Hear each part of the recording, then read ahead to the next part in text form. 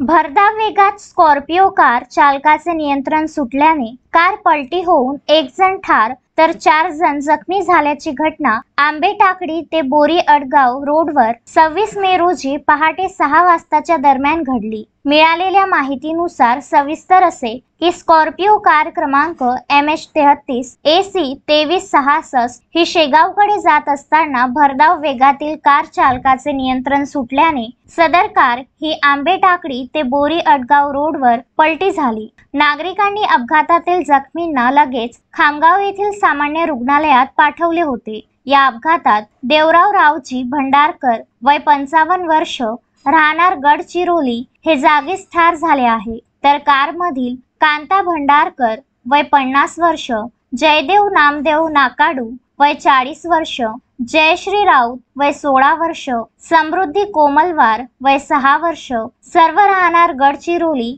हे 4 जण गंभीर जखमी झाले असून त्यांना खामगाव सामान्य रुग्णालयातील डॉक्टरांनी प्रथमोपचार करून पुढील उपचारासाठी अकोला येथे रेफर करण्यात आले आहे। मोहम्मद फारूक, विदर्भ न्यूज, खामगाव।